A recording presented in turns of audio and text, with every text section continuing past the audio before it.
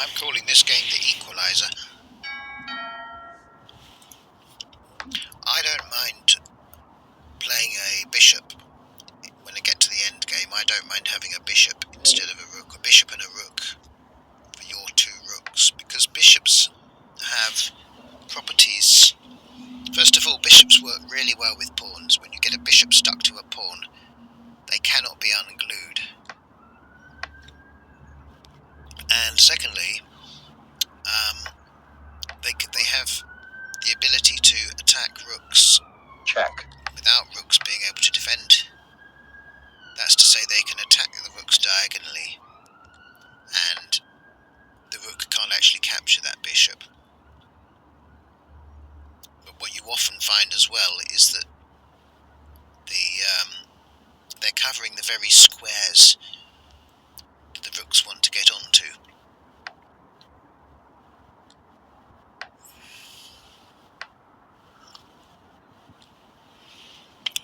Of course, the one disadvantage of a bishop at the end game is that it is one colour, and one colour only. But, as I say, the whole point of the end game is it's all about pawns. Largely is. The difference in pawns is often what makes the difference in the end game, and having that bishop, as I say, bishops and pawns working together so well, the bishops must stay in front of the pawns, of course, and then it can just keep going up and down that little ladder of pawns, protecting them as and where it's needed. So here we've got kind of an odd opening. They've released my rook, my queen's rook, which I'm okay about. In fact, I quite like it. So he's going to capture with check here. Check. And then we're just going to block.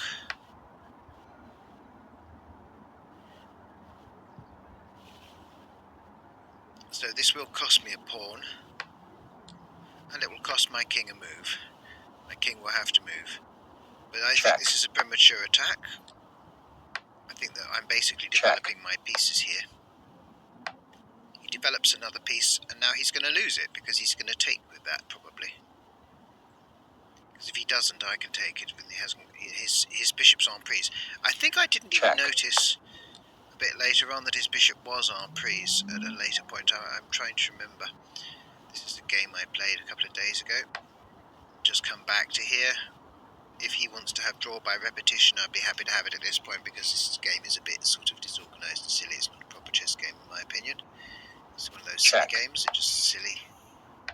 He's basically not compromising. I want the quick win or nothing. Well, I'm not going to give you the quick win. So now his bishop's en prise, you see. But because of all that fluster, I didn't really notice it, which was a bit annoying. I went to trade queens instead. But again, you've got to drive this queen away, because also I'm now eyeing his c-pawn there. That's pretty uncomfortable for him. Check. Comes with a check, it's quite a good move. And onto the light square now, so that his bishop can't join in anymore. And then if he comes with the queen, just push my own c-pawn forward. And our king is relatively safe now. Relatively. Of course, bishop's still en prise. I think I spotted it at this point, but I got a horrible feeling he also spotted it. And got it to safety in time. I had spotted it by this point. En prise means prize, you know, so there, see, and he moves it. Just means I can take it with no cost to myself whatsoever. So now get the double barrels, the shotgun there onto that pawn, and it's still double marked. Check. Now he's getting really feisty, and that's not good, because now he's going to win that rook. He's in fact going to win both rooks. Check. But Classic fatty shit. there's always a cost for this kind of nonsense. And while the cat's away, the mice will play. Now I've got his bishop in my sights, and I've got a check, a very nasty check in my my sights. And he can continue to chase my king around the board with just his queen, but he's not likely to checkmate my king with just a queen. And the bishop will fall. Oh, why didn't I take it? Oh, because of that, of course. Now I can take the bishop.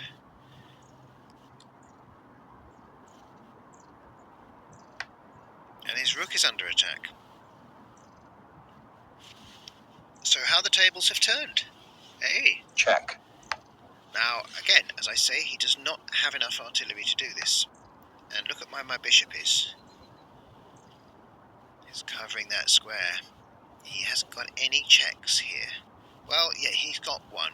He's got c5, queen c5, I suppose. But then I'll parry with the bishop, probably.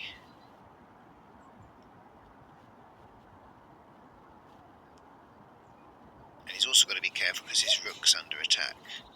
So unless he keeps checking me, he's going to lose that rook. So now he gets the rook to safety, you see. He's eyeing that pawn. But again, what did I say right back at the beginning? Pawns and bishops work together well. There they go. Link that bishop to the pawn. Of course, the most likely thing now is that he'll try and attack the bishop. Although that's going to uncover his king a little bit. So does he really want to do that? And even if he does do that, I can move the bishop slightly because it's a different pawn now. His queen is no longer attacking that pawn. Check. So, and I can do this check here. That's going to attack that rook beyond.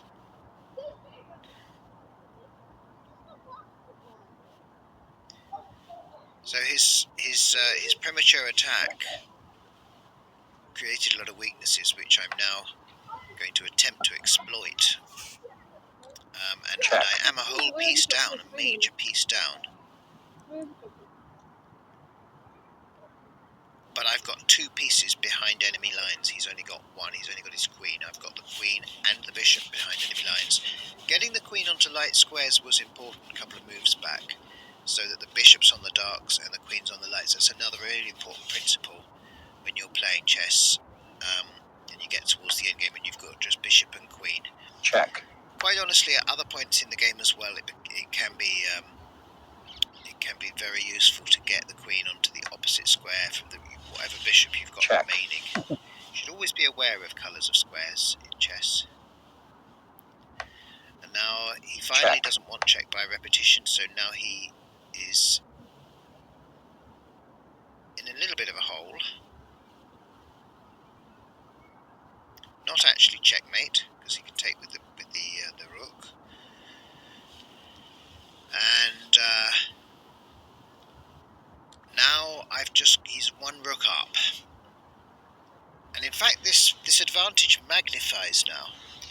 The advantage magnifies because now it's check 6. If you say that a queen is 9 points and a rook is worth 6, so he now has 15 points to my 9.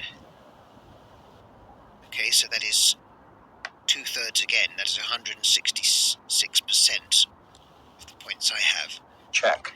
Whereas when I had a bishop, which is, let's say, 4 points, and he had the 2 rooks, it would have been a smaller percentage difference. Check. If that makes any sense at all to you.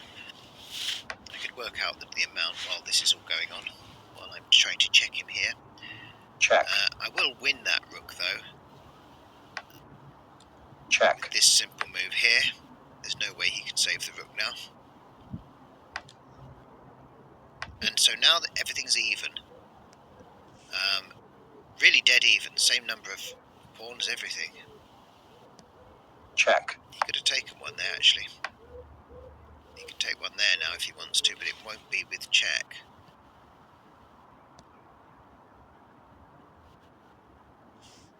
I'm going to offer a draw now. I offered him a draw at this point. I thought it was a good offer. Check. He didn't take it.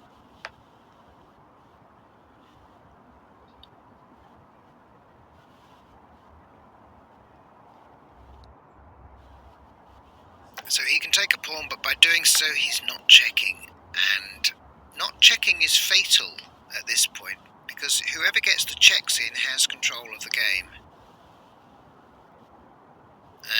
trying to get extra queens is Check. a bit superfluous. You can do a checkmate without extra queens. You only need one queen and a king, a nicely positioned king Check. for checkmate. You don't need all these extra queens. Could have used the pawn there for check, which might have been interesting, Check. but I didn't. Anyway, getting back to my point, you should be able to win without a load of extra queens. One queen and some pawns and a king should be enough to be able to checkmate your opponent if you're good. And if you're not good enough, you deserve to lose, frankly. Just need to drive him near to my pawns. Remember, when you've got two pawns together like that, you actually create a huge 4-block barrier. Check. A wall. Now what we're going to try and do is we're going to try and get checking using those pawns as hooks. We're going to try and get my queen onto the dark square. Check. He obviously wants to stay on the light squares. We've got to try and drive his king onto a square where I can check him on a dark square. Check. Using the pawn like this, using my pawns to back up. And of course his queen on the light square is fatal, because with my pawns on the dark squares and my queen on the dark squares, his queen is going to be taking out the one square he can escape to, and it's going to be checkmate. Hope you enjoyed that. I called it the Equaliser. Should have taken the draw.